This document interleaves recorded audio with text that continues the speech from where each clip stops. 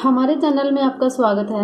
आज हम करेंगे 10वीं कक्षा का 5वां चैप्टर की कुछ सवाल, प्रश्नावली 5.1 के कुछ सवाल। हमने तीसरा और चौथा चैप्टर अभी के लिए छोड़ दिया, थोड़ी मतलब पहले 5वां कर लेते हैं, फिर तीसरा और चौथा करेंगे क्योंकि उसके अंदर थोड़ी सी ग्राफिक चीजें हैं और इसमें ये थोड़ा सा बिल्कुल इजी सा चैप्टर है, ठीक है। इस वजह से देखो, चैप्टर का नाम है समांतर श्रेणी। क्या है? समांतर श्रेणी। अच्छा, पहले इसके बारे में देखो, कुछ मेन बातें हैं। इसका नाम है, देखो, समांतर श्रेणियां। अच्छा देखो, नाम का मीनिंग पता होना चाहिए पहले। क्या है समांतर श्रेणी? वो होती है मतलब कि कुछ भी आपको नंबर्स दे दिए, ठीक है, कुछ संख्याएं दे दी, उनके अंदर का अंतर है जो एक जैसा होना चाहिए, वो होती है समांतर श्रेणी। जैसे 2, 4, 6, 8, 10। देखो, 4 में से 2 को घटाते हैं 2, 6 में से 4 को घटाते हैं 2, 8 में से 6 को घटाते हैं 2, 10 में से 8 को घटाते हैं तो 2। तो इसका मतलब क्या है? सभी का अंतर एक जैसा आ रहा है, तो ये होती है समानांतर श्रेणी। देखो, जब अंतर एक जैसा हो, किस किस का अंतर? आगे वाले में से पीछे वाला घटाना है, ठीक है, एक जैसा हो तो वो होती है समांतर श्रेणी। अच्छा, जो अंतर होता है इनका, जैसे इसमें, उसको बोलते हैं सारव अंतर। सारव अंतर, इसको शॉर्ट में बोल देते हैं डी। डी मीन्स डिफरेंस, ठीक है, कॉमन डिफरेंस, सी डी भी बोल देते हैं या फिर अकेले डी से भी डिनोट करते हैं। यहाँ पे सारव अंतर क्या है? दूसरे में से पहले को घटा लेंगे, 4 में से 2 घटाया 2, ठीक है। एक होती है पहली संख्या। पहली संख्या क्या है इसमें? इसको ए से डिनोट करते हैं 2, ठीक है। और अंतिम संख्या होती है,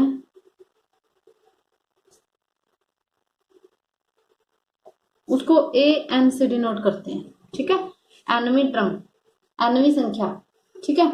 ऐसे ही ए वन लिखो ना लिखो, A2 है, दूसरी संख्या हो गई, A3 है, तीसरी संख्या। इसी तरह से जो भी ए के बेस में होगा वो है संख्या, या टी भी लिख सकते हैं, जैसे टी एन लिख सकते हैं, ठीक है। यहाँ पे प्रश्नावली है जो, इसमें क्या है, एक तरीका होता है। जैसे आपको ये दे दी 2, 4, 6, 8, 10। अब आपको ऐसे बोल दे कि 100वीं संख्या पता करो, आप नहीं कर पाओगे क्योंकि ऐसे गिनते रहोगे। 1000वीं पूछ ले, मतलब 100 तक की फिर भी हो जाती है। 1000वीं पूछ ले तो आप पेपर में तो काउंट करते रह जाओगे, गिनते रह जाओगे, ठीक है। तो इस वजह से क्या है, इसका कोई तरीका होता है। तरीका देखो क्या होता है। एनवी संख्या है जो, चाहे टी एन लिख लो आप, चाहे फिर ए एन लिख लो। चलो टी एन लिख लिया, ये होती है A plus N minus 1 D. ए क्या है? प्रथम पद या पहली संख्या बोल सकते हो, ठीक है। एन क्या है? पदों की संख्या। और डी है जो अपना डिफरेंस, मीन्स सारव अंतर। इन बातों का ध्यान रखना है, जिसको ये बातें समझ में आ जाती है तो कंप्लीट एक्सरसाइज ही आ जाती है, कुछ भी नया नहीं है। दोबारा से देखो, समांतर श्रेणी होती क्या है? जब अगले पद में से पहले वाला पद घटाते हैं हर बार। जैसे 4 में से 2 गया, 6 में से 4, 8 में से 6, 10 में से 8, हर बार एक ही अंतर आता है इनका, उस समय बोलते हैं इसको समांतर श्रेणी। अब देखो, अंतर एक जैसा होता है उसको बोलते हैं समांतर श्रेणी। अच्छा, जो अंतर होता है उसको बोलते हैं डी, डिफरेंस, या फिर सारव अंतर। कैसे पता करते हैं? दूसरे में से पहला घटा लो, 4 माइनस 2। अच्छा, पहली संख्या होती है जो, उसको ए लिख देते हैं, पहले नंबर पे है जो भी पद, पहला पद भी लिख सकते हैं, पहली संख्या लिख दिया 2। अंतिम संख्या है या अंतिम पद, वो होता है ए एन। यदि एन मानते हैं कि एन पद हैं, टोटल पदों की संख्या एन होती है, तब ए एन। A2, ए के नीचे 2 लगाए तो दूसरी संख्या, ए के नीचे 3 लगाए तो तीसरी संख्या, 4 लगाते तो चौथी संख्या, इस तरह से। या फिर इसको टी भी बोल देते हैं। टी का मतलब होता है टर्म। टर्म मीन्स, टर्म होती है पद, ठीक है। टी भी लिख देते हैं, ए भी, कोई गलत नहीं होता। अच्छा, टी एन होता है, या फिर ए एन भी लिख देते हैं इसको, या फिर एल भी लिख देते हैं, लास्ट टर्म, एल भी लिख देते हैं इसको। अच्छा ये क्या है, A plus N minus one D होता है, प्रथम पद एन माइनस वन डी। ठीक है, ऐसे आपको ये फॉर्मूला आपको थोड़ा सा लर्न करना पड़ेगा। यहाँ पे क्या है, ए है जो प्रथम पद है, एन है पदों की संख्या है, डी है जो सारा अंतर है। अब देखते हैं प्रश्नावली का क्वेश्चन देखते हैं। इसमें पहला देखते हैं, निम्नलिखित स्थितियों में से किन स्थितियों में संबद्ध संख्याओं की सूची एपी है और क्यों। एपी भी बोल देते हैं समांतर श्रेणी को। एपी का मतलब होता है अरिथमेटिक प्रोग्रेस। अरिथमेटिक प्रोग्रेस का मीनिंग होता है समांतर श्रेणी। ठीक है, शॉर्ट में इसको एपी लिख देते हैं छोटा न बनाने के वास्ते। निम्नलिखित संख्याओं में से किन स्थितियों में संबद्ध संख्याओं की सूची एपी है और क्यों। जो भी नीचे कुछ स्थितियां दे रखी है, हमें पता करना है, देखना है, सोचना है कि क्या वो एपी बनाएंगी या नहीं बनाएंगी। देखते हैं जो पहला है उसमें देखो, प्रत्येक किलोमीटर के बाद का टैक्सी का किराया, जबकि प्रथम किलोमीटर के लिए किराया 15 रुपए है और प्रत्येक अतिरिक्त किलोमीटर के लिए किराया 8 रुपए है। देखो कैसे है,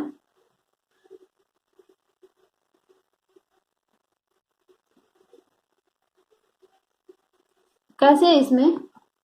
ये कह रहे हैं अपने पास कोई टैक्सी है, ठीक है, वो जैसे रास्ता है अपना कोई 1 किलोमीटर तक जाती है तो 15 रुपए लेती है हमारे से। ठीक है, आगे जाती है, ये तो 1 किलोमीटर की बात है, सिर्फ समझने के लिए, फिर कॉपी में कैसे करते हैं वो भी आपको बताएंगे।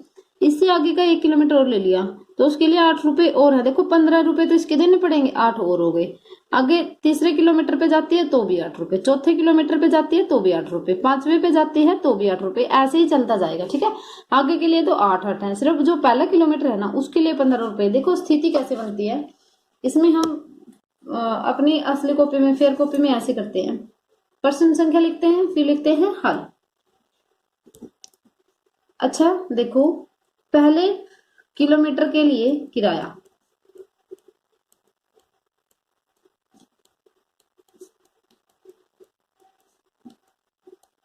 पहले किलोमीटर के लिए किराया है 15 रुपए। ठीक है, अच्छा दूसरे किलोमीटर के लिए किराया कितना होगा, 15 रुपए तो 8 रुपए एक्स्ट्रा है। 2 किलोमीटर के लिए क्या होगा,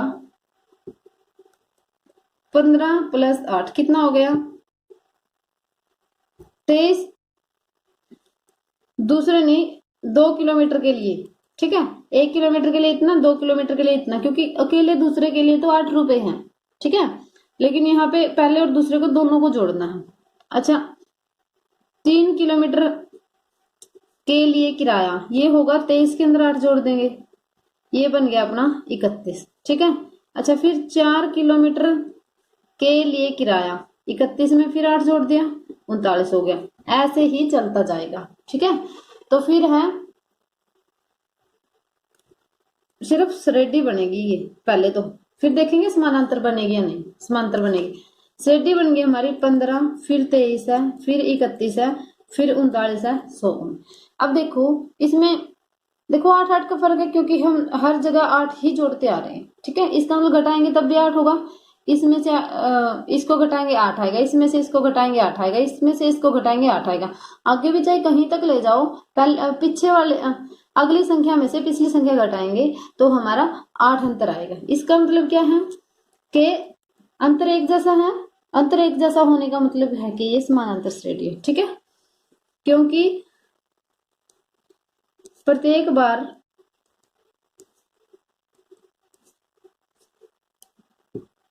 अगली संख्या में से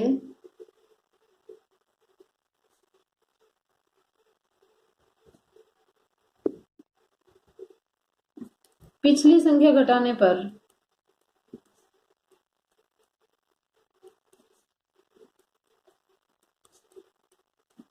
आठ आता है, इसलिए यह एक समांतर श्रेणी है।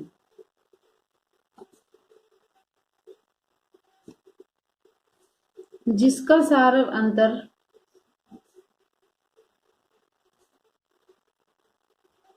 8 है। ठीक है, इसका सारा अंतर 8 है और यह एक समांतर श्रेणी है। अच्छा, इसका दूसरा पार्ट, ये पहला पार्ट था, दूसरा पार्ट देखते हैं।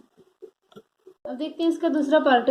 किसी बेलन में उपस्थित हवा की मात्रा, जबकि वायु निकालने वाला पंप प्रत्येक बार बेलन की शेष हवा का 1/4 भाग बाहर निकाल देता है। देखो, इसकी हवा की मात्रा है जो उसको देखना है कि क्या वो समांतर श्रेणी बनाएगी या नहीं बनाएगी।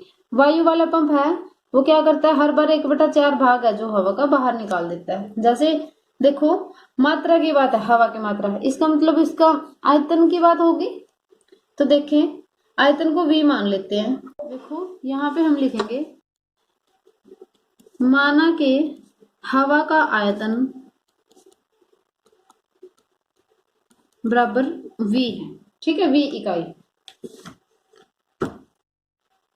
अब क्या करते हैं, पहली बार हवा कितनी बचेगी, पहले तो V थी, ठीक है, फिर है पहली बार हवा निकालने पर शेष हवा, जो शेष हवा बचेगी वो कितनी है।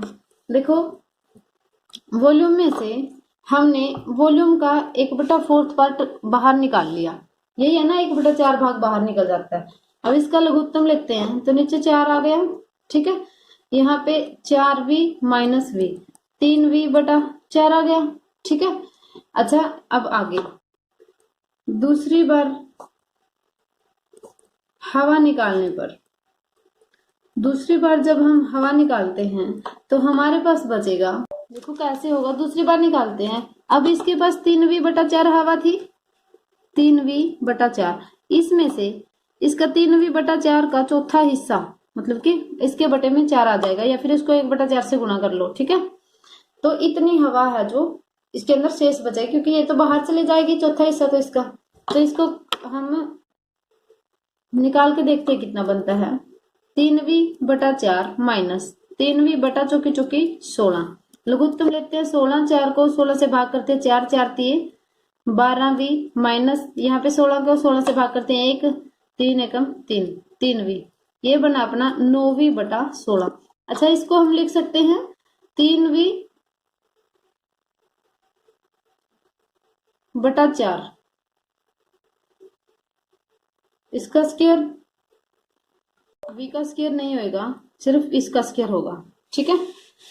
तो अब हम देखते हैं ये श्रेणी कैसे किस टाइप की बनेगी। देखो, ये जो श्रेणी है इस तरह से बनेगी, पहले V था, फिर 3V/4, फिर 9/16V, ठीक है।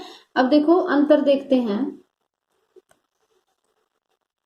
दूसरे में से पहला पद निकालते हैं, मतलब कि A2 माइनस A1 लिख लो या A लिख लो, 3V/4 में से V घटाते हैं तो हमारे पास बनेगा नीचे 4, 3V माइनस 4V, तो हमारे पास माइनस V/4 बचा।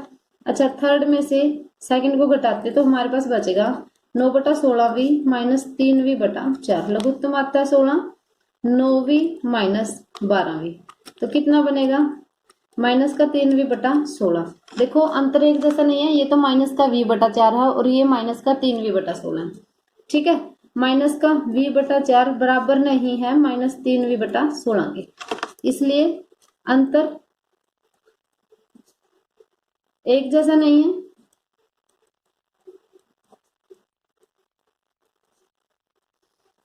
और इसीलिए समांतर श्रेणी नहीं है।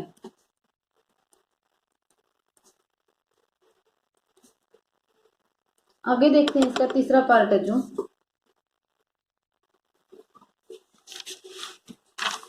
इसका तीसरा पार्ट बनेगा, इसमें दे रखा है प्रत्येक मीटर की खुदाई के बाद एक कुआं खोदने में आई लागत, जबकि प्रथम मीटर खुदाई की लागत 150 है, 150 रुपए है, और बाद में प्रत्येक मीटर खुदाई की लागत 50 रुपए बढ़ते जाते। देखो, जो पहला पार्ट था ना उसी जैसी स्थिति बन गई। पहले में क्या था, पहले किलोमीटर के लिए किराया फिक्स था, 15 रुपए था, आगे 8 बढ़ता जा रहा है। ऐसे ही इसकी है, जो पहले मीटर की खुदाई है ना उसके लिए 150 रुपए ले रहा है, और उसके बाद जैसे दूसरे के लिए 50 रुपए और ले लिए, फिर आगे सस्ता सस्ता मतलब के, ठीक है। चलो देखते हैं इसमें कैसी स्थिति बनती है।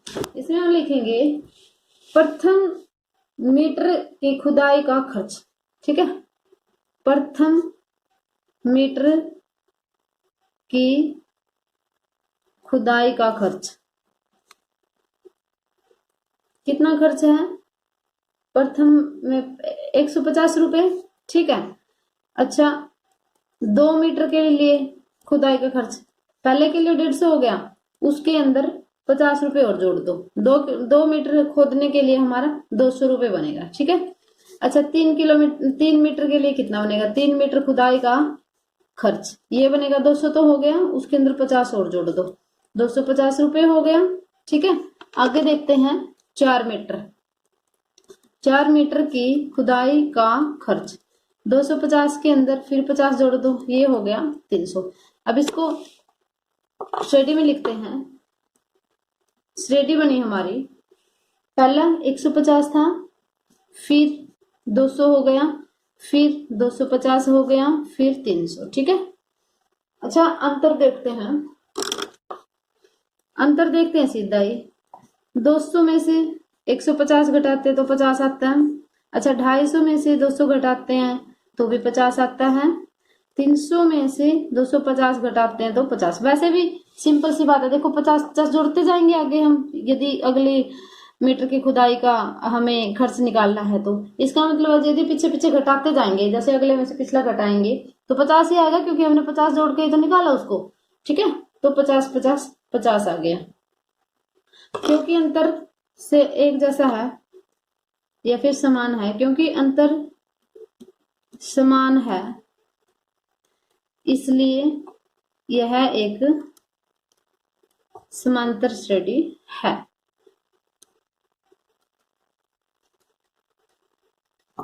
आगे है चौथा है जो खाते में प्रत्येक वर्ष का मिश्र धन, जबकि 10,000 की राशि 8% वार्षिक की दर से चक्रवृद्धि ब्याज पर जमा की गई है। देखो मिश्र धन निकालना, चक्रवृद्धि ब्याज लगा हुआ है इसमें। देखो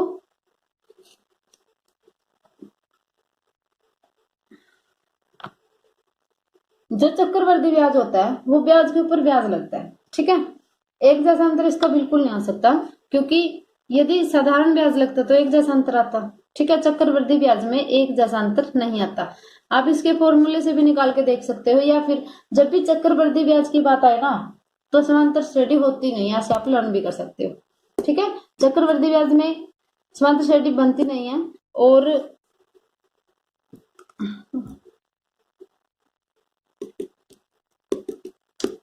जो साधारण ब्याज होता है उसके अंदर बनते हैं। या फिर 2-3 टर्म इसके निकाल के भी दिखा सकते हो, या फिर सीधा लिख देना। इसमें लिख ही देते हैं। मूलधन है जो 1,000 रुपए, 10,000 रुपए है, और दर है जो 8% है, ठीक है। अच्छा, पहले साल के लिए देखते हैं। प्रथम वर्ष के लिए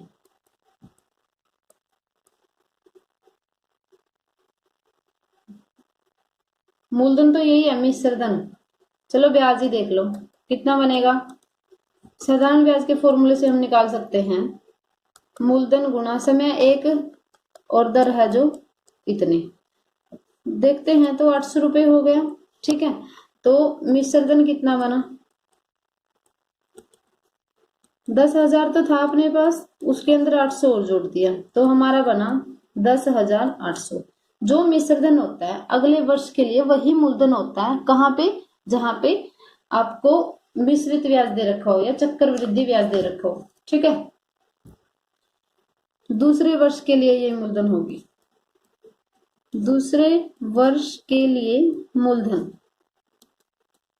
आपकी होगी 10,800 रुपए, तो दर तो वही रहेगी 8% सालाना।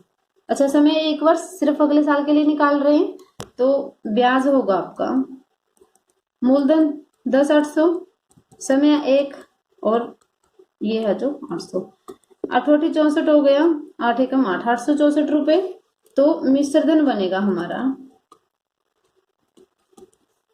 10,800 तो था, उसके अंदर 864 हमने जोड़ लिया, ये बनेगा जीरो में 4 जोड़ते हैं, 4, 6 और 0, 6, 8, 8, 16 का छिक्का हासिल, 1, 0 और 1, 1, 1, 1, 11,664 हो गया। ठीक है, अब यहीं से देख लो, इसमें से ये घटाते हैं तो हमारे पास कुछ आता है, इसमें से घटाते कुछ आता है, बस यहीं पे छोड़ दो। ठीक है, क्योंकि ये सीधा 3 अक्षरों से ही पता चल जाता है कि इनका अंतर एक जैसा नहीं है। अच्छा, श्रेणी लिखते हैं। श्रेणी है हमारे पास, पहले हमारे पास 10,000 रुपए थे, फिर उसके 10,800 बन गए, उसके बाद 11,664 बन गए। ठीक है, अब अंतर देखते हैं इसका। 10,800 में से 10,000 निकालते हैं तो हमारे पास 800 बना, फिर 11,664 में से 10,800 निकालते हैं तो हमारे पास बनेगा पीछे 4, 6, 8। ठीक है, 864 बनेगा, क्योंकि अंतर एक जैसा नहीं है।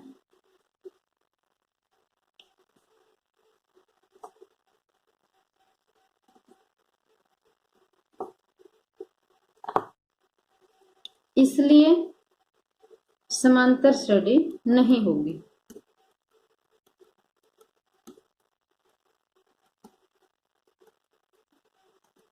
यही हमारा आंसर है। ठीक है, अच्छा आगे देखते हैं दूसरा सवाल, या फिर वीडियो लंबी चली जाएगी, दूसरा हम अगले पार्ट में करवाएंगे। ठीक है, इस वीडियो में बस इतना ही, दूसरी वीडियो में अगले सवाल लेके आएंगे। वीडियो में अंत तक बने रहने के लिए थैंक्स। यदि समझ में नहीं आता तो कमेंट बॉक्स में कमेंट कर दिया करो, यदि समझ में आता है तो भी कमेंट कर दिया करो, क्योंकि उसी से हमें थोड़ा सा मोटिवेशन मिलता है। ठीक है, थैंक यू।